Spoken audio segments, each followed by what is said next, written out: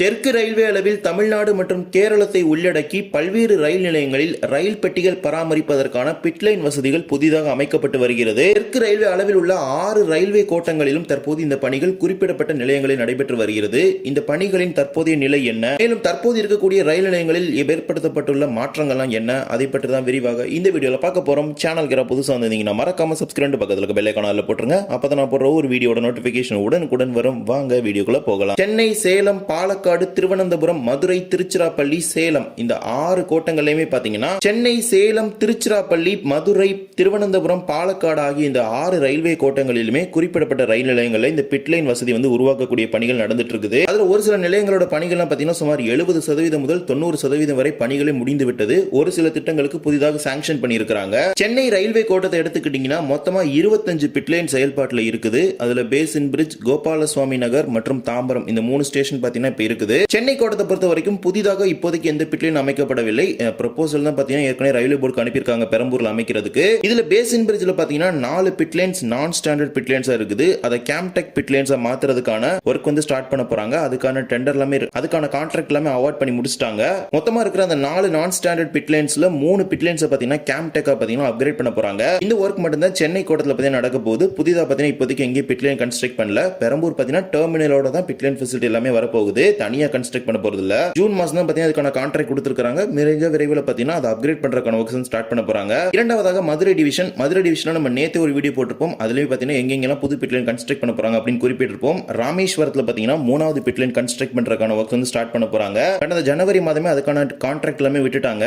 574 metre நீளத்துல இந்த ராமேஸ்வரத்துல 3வது பிட்லைன் அமைக்கப்பட இருக்குது. இதன் மூலமாக 25 ஐசிஎஃப் பெட்டிகளும் 23 எல்ஹெச்பி பெட்டிகள் வரை இந்த பிட்லைனில் நிறுத்தி பராமரிக்க முடியும். இங்க ஏற்கனவே பாத்தீங்கன்னா 2 பிட்லைன் செயல்பாட்டுல தான் இருக்குது. அதே போலவே திருவனந்தபுரம் டிவிஷனை பொறுத்த வரைக்கும் திருவனந்தபுரம் சவுத்தான நேமம், திருவனந்தபுரம் நார்த்தான கொச்சிவேலி இந்த 2 ஸ்டேஷன்ல பாத்தீங்கன்னா பிட்லைன் பிளான் பண்ணிருக்காங்க. அதுல நேமம்ல கன்ஸ்ட்ரக்ட் பண்ற 2 பிட்லைனுமே பாத்தீங்கன்னா ஆல்மோஸ்ட் 90% ஒர்க் எல்லாமே முடிஞ்சிருச்சு. சோ இன்னொரு 10% ஒர்க் மட்டும் தான் பெண்டிங்ல இருக்கு. அதெல்லாம் முடிச்சிருச்சுன்னா இங்க இருந்து பாத்தீங்கன்னா பிட்லைன்ல மெயின்டெனன்ஸ் பண்றதுக்கான ஃபெசிலிட்டிஸ் வந்துரும். இங்க கன்ஸ்ட்ரக்ட் பண்ணிருக்க இந்த புது பிட்லைன்ல பாத்தீங்கன்னா ட்ரெயின் கோச் மெயின்டெனன்ஸ் பண்றதுக்கான ஃபெசிலிட்டிஸ் எல்லாமே வந்துரும். நேமம் பாத்தீங்கன்னா திருவனந்தபுரம் சவுத் ஸ்டேஷனா மாத்திட்டாங்க. சோ இதுதான் திருவனந்தபுரத்தோட ஒரு 3rd டெர்மினலா இருக்க போகுது. ஏற்கனவே 2nd டெர்மினலா இருக்கிற கொச்சிவேலி திருவனந்தபுரம் நார்த் ஸ்டேஷன் பாத்தீங்கன்னா அங்க ஏற்கனவே பாத்தீங்கன்னா 3 பிட்லைன் செயல்பாட்டுல இருக்குது. 4வது பாத்தீங்கன்னா ஒரு பிட்லைன் கன்ஸ்ட்ரக்ட் பண்றதுக்கான மதிப்பீடு தயாரிக்கக்கூடிய பணிகள் நடந்துட்டு இருக்குது. சோ கொச்சிவேலி ஸ்டேஷன்ல பாத்தீங்கன்னா ஒரு பிட்லைன் பாத்தீங்கன்னா கன்ஸ்ட்ரக்ட் பண்ண போறாங்க.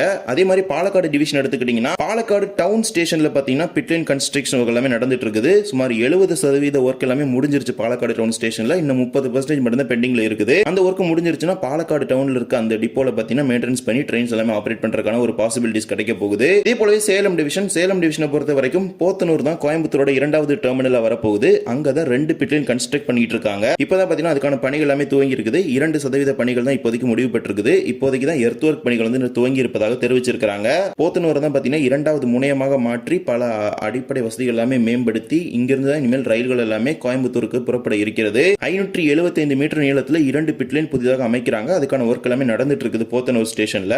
இதே போலவே திருச்சிராப்பள்ளி டிவிஷனை பொறுத்த வரைக்கும் 3வது டிப்போ பாத்தீங்கன்னா வேளாங்கண்ணி ரயில்வே ஸ்டேஷன்ல வருது. 550 மீட்டர் நீளத்துல புதிய பிட்லைன் பாத்தீங்கன்னா வேளாங்கண்ணி ரயில்வே ஸ்டேஷன்ல 1 இப்போதைக்கு கன்ஸ்ட்ரக்ட் பண்ண போறாங்க ஃபேஸ் 1ல. மொத்தமா 24 ஐசிஎஃப் பெட்டிகள் 22 எல்ஹெச்பி பெட்டிகள் வரை இந்த பிட்லைனில் நிறுத்தி பராமரிக்க முடியும் அப்படின்னு தெரிவிச்சிருக்காங்க. இது இப்ப ஜூன் மாசம் 2026 தான் சாங்ஷன் பண்ணிருக்காங்க. சோ இன்னும் இதுக்கான ஒர்க் எதுவுமே ஸ்டார்ட் பண்ணல. இப்போதைக்கு தான் சாங்ஷன், அது ஒரு வாரத்துக்கு மட்டும் தான் சாங்ஷன் பண்ணாங்க ரயில்வே போர்டுல இருந்து. சோ இந்த ரயில்வே ஸ்டேஷன் எல்லாமே பாத்தீங்கன்னா புதுசா அந்த பிட்லைன் வசதி பாத்தீங்கன்னா நம்ம தெற்கு ரயில்வே அளவுல மேம்படுத்துறாங்க. தெற்கு ரயில்வே இருக்கக்கூடிய 6 கோட்டங்கள்லயுமே பாத்தீங்கன்னா ஒவ்வொரு ஊர்களில் பாத்தீங்கன்னா இந்த பிட்லைன் அப்கிரேடேஷன் ஒர்க்ஸ் ஆகட்டும், அதே மாதிரி புதுசா கன்ஸ்ட்ரக்ட் பண்ற ஒர்க் ஆகட்டும் எல்லாமே நடந்துட்டு தான் இருக்குது. ஒரு ரயில் கண்டிப்பாக அந்த நிலையத்திலிருந்து புறப்பட வேண்டும் அல்லது கூடுதல் ரயில்கள் அந்த ஊருக்கு வேண்டும் என்றால் இது போன்ற வசதிகள் எல்லாமே மேம்படுத்தினால்தான் அதிகளவான ரயில்கள் இந்த பகுதியிலிருந்து கிடைக்க பெறும். மதுரை கோட்டத்தை எடுத்துக்கிட்டீங்கன்னா இப்போதைக்கு 10 பிட்லைன் பாத்தீங்கன்னா ஓவரால் செயல்பாட்டில் இருக்குது. அதுல மதுரையில மட்டும் பாத்தீங்கன்னா 4 பிட்லைன் இருக்குது. திருநெல்வேலியில 3 பிட்லைனும், ராமேஸ்வரத்துல 2 பிட்லைனும், தூத்துக்குடியில 1 பிட்லைனும் பாத்தீங்கன்னா செயல்பாட்டில் இருக்குது. திருச்சி டிவிஷன் எடுத்துக்கிட்டீங்கன்னா மொத்தமா 4 பிட்லைன் செயல்பாட்டில் இருக்குது.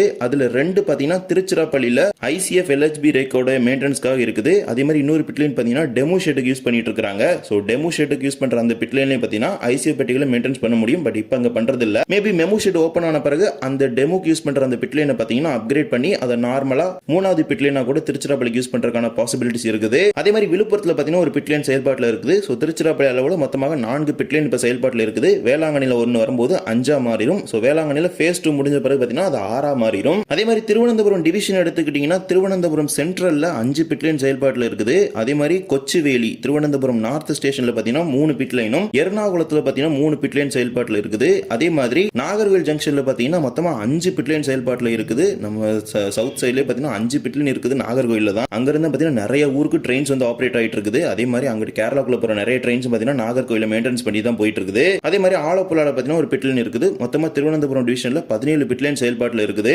பாலக்காடு டிவிஷன் எடுத்துக்கிட்டீங்கன்னா மொத்தமா 4 பிட்லைன் செயல்பாட்டில் இருக்குது. அதுல மங்களூர் சென்ட்ரல்ல பார்த்தீங்கன்னா 3 பிட்லைனும், ஷோர்னூர்ல ஒரு பிட்லைன் சேர்த்து மொத்தமா 4 பிட்லைன் தான் செயல்பாட்டில் இருக்குது. பாலக்காடு டவுன்ல ஒன்று வரும்போது 5ஆ மாறிடும் பாலக்காடு டிவிஷனுக்கு. சேலம் டிவிஷனை பொறுத்த வரைக்கும் மொத்தமா 4 பிட்லைன் செயல்பாட்டில் இருக்குது. அதுல கோயம்புத்தூர்ல 2 பிட்லைனும், ஈரோட்ல 2 பிட்லைனும் பார்த்தீங்கன்னா இப்போதைக்கு செயல்பாட்டில் இருக்குது. ஈரோட்ல இப்போ ரீசெண்டா தான் பார்த்தீங்கன்னா இந்த 2வது பிட்லைனோட லென்த்தை பார்த்தீங்கன்னா இன்க்ரீஸ் பண்ணாங்க. அதனால அடிஷனல் பெட்டிகளையும் பார்த்தீங்கன்னா நிறுத்தி, அதாவது ஒரு லாங் எக்ஸ்பிரஸ் ட்ரெயினோட ஒரு ரேக்கை கூட நிப்பாட்டி மெயின்டெனன்ஸ் பண்ண முடியுது. போத்தனூர்ல 2 பிட்லைன் கன்ஸ்ட்ரக்ஷன் எல்லாமே முடிஞ்ச பிறகு சேலம் டிவிஷனோட பிட்லைனோட எண்ணிக்கை பார்த்தீங்கன்னா 6ஆ உயர்ந்துரும். தெற்கு ரயில்வே அளவிலேயே அதிக அளவிலான பிட்லைன் இருக்கக்கூடிய நிலையம் என்று எடுத்துக்கொண்டால் அது பேசின் பிரிட்ஜ் ரயில் நிலையம் தான். அங்க மட்டும் பார்த்தீங்கன்னா 18 பிட்லைன் பார்த்தீங்கன்னா செயல்பாட்டில் இருக்குது. ஒட்டுமொத்த சென்னையுடைய ஏராளமான வழித்தடங்களில் ஓடக்கூடிய ரயில் பெட்டிகளை பராமரிக்கக்கூடிய ஒரு மிகப்பெரிய பணிமனையாக இருப்பது பேசின் பிரிட்ஜ் பணிமனை தான். இவ்வாறு தான் ரயில் பெட்டிகள் பராமரிப்பதற்கான வசதிகள் குறிப்பிடப்பட்ட ரயில் நிலையங்களில் இருக்கிறது. மேலும் புதிதாகவும் குறிப்பிடப்பட்ட ரயில் நிலையங்களில் அதனை அமைக்கக்கூடிய பணிகளை தெற்கு ரயில்வே மேற்கொண்டு வருது. இதன் மூலமாக கூடுதல் ரயில்கள் இந்த பகுதிகளில் இருந்தெல்லாம் புறப்படுவதற்கான ஒரு வாய்ப்பு கிடைக்கப்பெறும். இந்த ஒரு வீடியோவில் தான் இந்த வீடியோ பிடிச்சிருந்தா மறக்காம like and share and subscribe பக்கத்தில் இருக்க பெல் ஐகானை போட்டுருங்க. அப்போ நம்ம போடுற ஒரு வீடியோட நோட்டிஃபிகேஷன் உடனுக்குடன் வரும். இன்னொரு வீடியோ சந்திக்கலாம். தேங்க்ஸ் ஃபார் வாட்சிங்.